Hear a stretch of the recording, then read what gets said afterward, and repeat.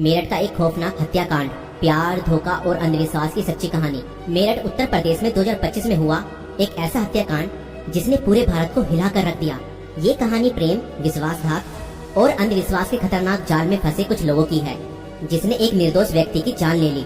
इस केस में प्रेमिका ने अपने प्रेमी के साथ मिलकर अपने पति को मौत के घाट उतार दिया और उसके शव को 15 टुकड़ों में काट कर एक ड्रम में भर दिया और उसके अंदर सीमेंट डाल दिया।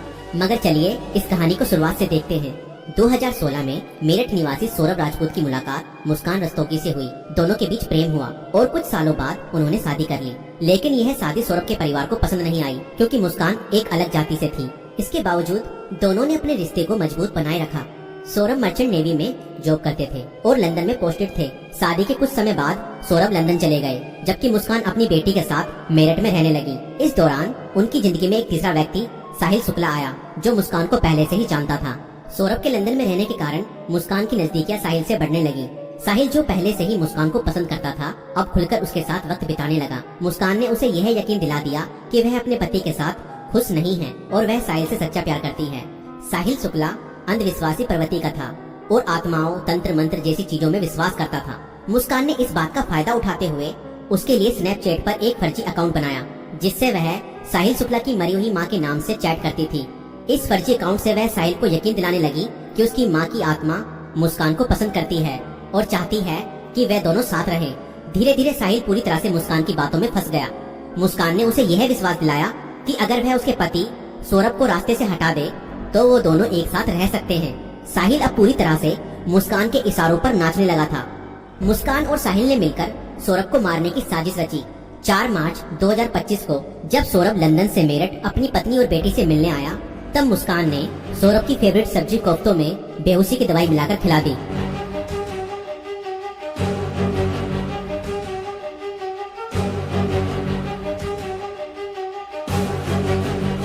और जब सौरभ बेहोशी की हालत में बिस्तर पर पड़ा था, तब मुस्कान ने अपने दोस्त साहिल को बुला लिया और रसोई में जाकर वो बड़ा और धारदार चाकू ले आई, जो मुस्कान और साहिल ने पहले से ही प्लानिंग करके खरीदे हुए थे।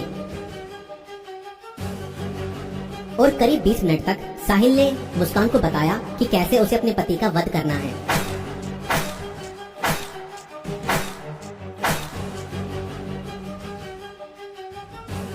और फिर उसके बाद मुस्कान और साहिल ने सोते हुए सौरभ पर हमला किया और उसके हृदय पर 3 बार वार किए।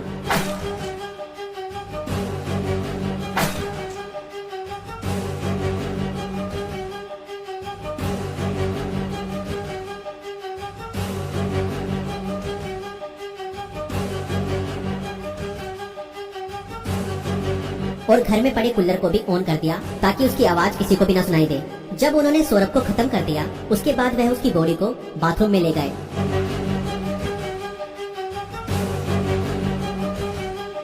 और उसके शरीर को 15 टुकड़ों में बांट दिया।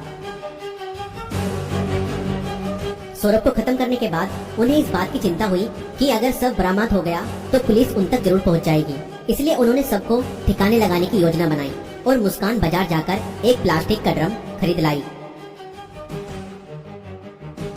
और मुस्कान और साहिल ने सौरभ के शव के टुकड़ों को उस प्लास्टिक ड्रम में डाल दिया और ऊपर से सीमेंट भी डाल दिया ताकि उसकी बॉडी की स्मेल बाहर न जाए। और उसके बाद उन्होंने उस ड्रम को घर के एक कोने में रख दिया।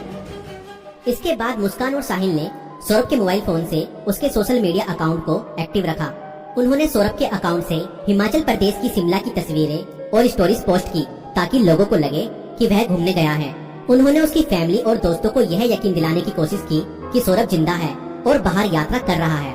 इस दौरान मुस्कान और साहिल खुद भी शिमला घूमने चले गए ताकि अगर कोई लोकेशन ट्रैक करे तो किसी को शक न हो। लेकिन किसी भी अपराधी की तरह वह भी ज्यादा समय तक बच नहीं पाए। सौरभ के परिवार ने जब उससे संपर्क करने की कोशिश की और कोई जवाब नहीं मिला तो उन्हें शक हुआ। परिवार ने मेरठ पुलिस में गुमशुदा की रिपोर्ट दर्ज कराई और इसी बीच मुस्कान ने अपने माता पिता को बताया कि शायद सौरभ का मर्डर हुआ है और उसके घर वालों ने ही उसका मर्डर किया है। मगर मुस्कान के पिता ने कहा, नहीं बेटा, किसी के भी घर वाले कितना ही नाराज हो जाएं तो भी ऐसा कदम अपने बेटे के लिए नहीं उठा सकते। बेटा, मुझे सच सच बताओ, सौरभ कहाँ है? मुझे सच्चाई बताओ, मैं किसी से कुछ नहीं कहूँगा। और तब मुस्कान ने अपने पिता को बताया कि उसने और साहिल ने मिलकर सौरभ को खत्म कर दिया है।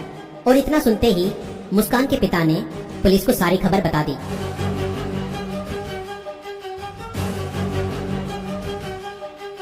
और पुलिस ने तुरंत मुस्कान और साहिल को गिरफ्तार किया और उस प्लास्टिक ड्रम को भी बरामद किया जिसमें सौरभ के शव के टुकड़े थे। उस प्लास्टिक ड्रम को काटा गया और सौरभ के शरीर के टुकड़ों को बरामद किया गया। इस खौफनाक हत्या मिस्ट्री का अंत पुलिस द्वारा हत्यारों की गिरफ्तारी के साथ हुआ। पुलिस ने मुस्कान और साहिल को गिरफ्तार कर लिया। दोनों पर हत्या, साजिश और सबको छुपाने के गंभीर आरोप लगाए गए। दोस्तों, ये घटना हमें यह सिखाती है कि अंधविश्वास का अंजाम बहुत बुरा और भयानक होता है।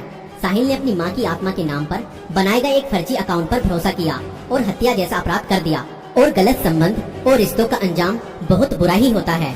मुस्कान ने अपने फायदे के लिए साहिल को मानसिक रूप से कंट्रोल किया और हत्या तक करवा दी और कानून से कोई नहीं बच सकता, चाहे अपराध कितना भी चालाकी से किया जाए। पुलिस की जांच और सबूतों के आधार पर अपराधी पकड़े ही जाते हैं। इसलिए रिश्ते सोच समझ कर बनाएं और जीवन साथी चुनने से पहले सामने वाला मानसिक रूप से कैसा व्यक्ति है यह जानने की कोशिश करें। साथी चुनते समय सूरत पर नहीं, सीरत पर ध्यान दें। इस वीडियो को बनाने का उद्देश्य संसार में बढ़ रही बुराइयों से अवगत कराना है। दोस्तों, आपकी इस वीडियो को लेकर क्या राय है हमें कमेंट्स में जरूर बताएं और ऐसी और वीडियो देखने के लिए हमारे YouTube चैनल को सब्सक्राइब जरूर करें।